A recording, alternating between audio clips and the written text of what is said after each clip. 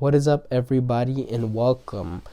It's your boy Asher with more of a discussion video. Now today, for the first time ever, I actually decided to watch La La Land. This movie was released in the year of our Lord 2016. A year I look fondly back on. For a long stretch after that year, I was really depressed. I felt like life had peaked for me there.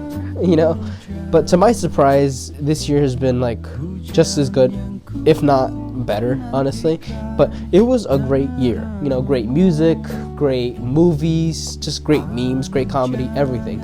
So the movie stars Ryan Gosling and Emma Stone, two of my personal favorite actors. Growing up, I would always watch movies with Emma Stone in them, Superbad, Easy A, etc., etc. And Ryan Gosling has always been in my life, and ever since I watched Drive, to be honest with you, I've been like a huge fan of him. I don't know, what can I say? I fucking love the dude. He's great. He's a great fucking actor in whatever he does, whether it's, romance movies, comedy. Put him in any situation, he's gonna fucking kill the role. So it's because of them two that I decided to watch this movie. Like, back when I was, just a dumb kid, I was like, oh, that looks like lame, that looks gay, I'm not gonna watch that shit, you know what I mean? I didn't know it was a musical until I actually decided to watch it now. So it really caught me by surprise there. I didn't think it was 2 hours in length. I just remember back in 2016, this movie was everywhere. You couldn't go anywhere without hearing La La Land or seeing a poster of it. It was a pretty big fucking deal from what I remember when it came out.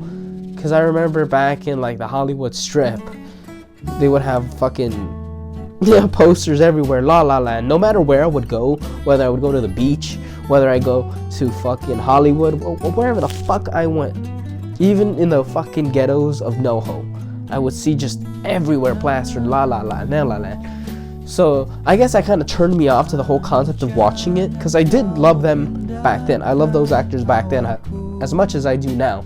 But I don't know. I guess it was a huge turnoff having something shoved in my face so often. And I'm actually really disappointed in myself that I actually never listened to it, never gave it a shot. Because, there's a whole reason that movie was hyped up a lot, and I understand it now. And honestly, I really appreciate how this film captures the beauty that is California.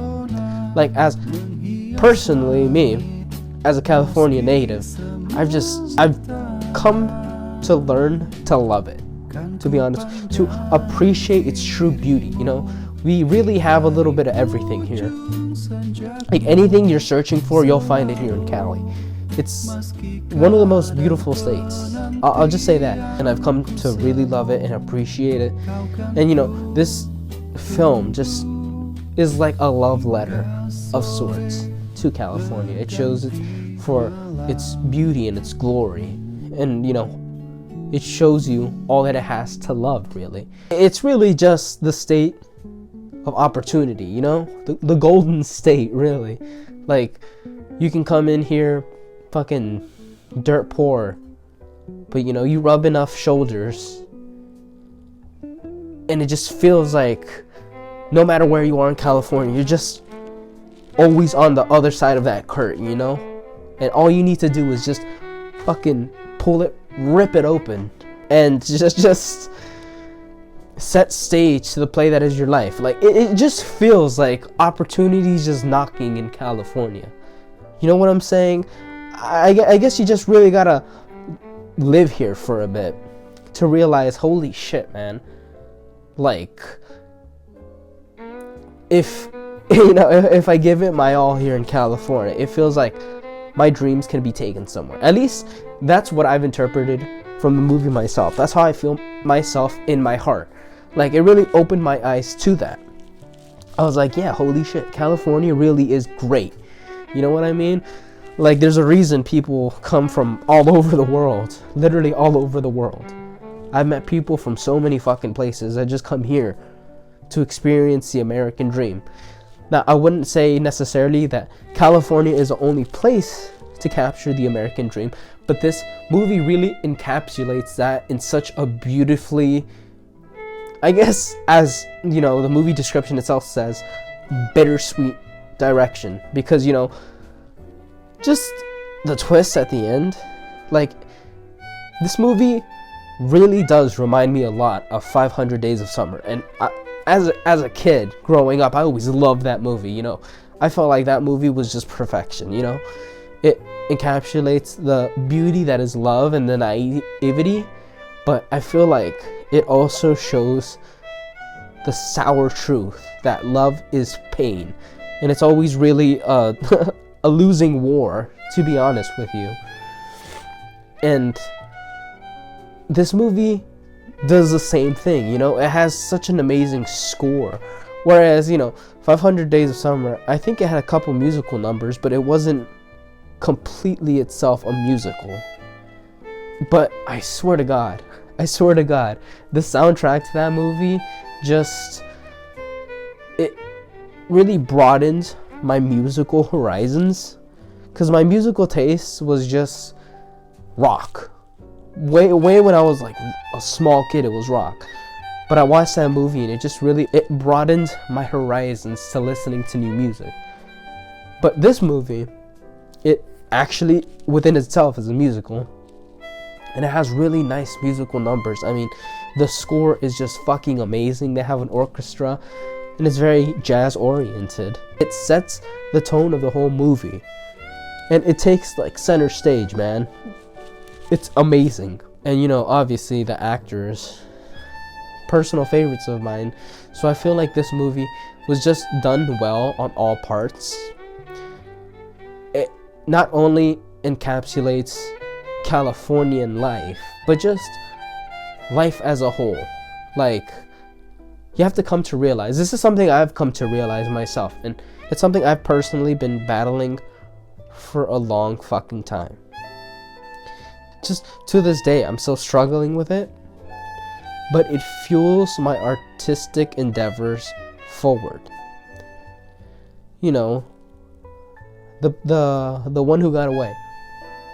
I think every artist, or just anyone in general, has had that situation where it's like, man, if I would have done this differently, or if I wouldn't taken this certain path that I did, I would have been with this person that I truly love, and we would have had this amazing, beautiful future together where everything works out. But instead, you know, they end up marrying somebody else and living the dreams that you thought you two were gonna live together with that person, and it hurts. But you know what? Sometimes that's just what life details of, you know? You gotta give up certain people so you yourself can accomplish your dreams and really like break out the mold. You know what I mean? There are certain pieces of yourself that you have to leave behind so that you can truly blossom into the person you were supposed to be. But you know, it's that bittersweet what if that this movie really just pushes down heavy on. Like, it has its boot on the neck of that, and I loved it. You know, this movie is just amazing on all fronts. It really speaks to me on a spiritual level, and I know that's a really weird thing to say, but as an artist trying to make it, as a person who's on the other side of that curtain, who's just grinding away, you know, working hard to make my dreams come true, but also feel appreciated, validated, and loved, it really shows you that you can't have your cake and eat it too. You know what I mean? There are certain just situations in life that have to go a certain way. You have to let go of certain people that you didn't want to let go of, but that's just how it is, you know? And you can sit around wondering what if, or what if I did this differently, you know? But it's all about being grateful and aware of what you've got. So this movie just has put me in such a beautiful introspective where I'm just thinking existentially, you know? I think I'm in the perfect time of my life to really watch this movie and appreciate the pain, the suffering that both the main characters had to go through. I can appreciate both sides of this story, you know, because it's not all about Ryan Gosling did this wrong or Emma Stone did this wrong. It's just learning that they both wanted different things, and unfortunately they weren't gonna work out because life had other plans. And it's that pain that I feel really drives people forward. You can either let that pain destroy you or really turn you into something amazing. This movie was amazing. And if you haven't watched it, even if you don't like musicals, because I don't. I think musicals are really fucking corny. It's the truth. It's not my cup of tea. If it's yours, you know, respect to you. But I feel like this is a movie just anybody who's in content creation or is chasing their wildest dreams or has ever like fallen in love and is a hopeless romantic, I feel like you definitely need to watch this movie. I would say it's a solid like 7.8 out of 10. It's really up there, you know what I mean? They really hit the nail on the head. You know, because if I'm the target audience for this film, hey, you got me. Okay, you got me. So I hope that in my own way, I'm able to see the other side of the curtain, you know? This movie has really inspired me to just, you know, keep on trekking forward and be consistent with this whole YouTube stuff, you know, because we're on the road to 200. So if you could, you know, like the video, comment, hit that sub so we can reach 200 subscribers. Dislike the video if you dislike it.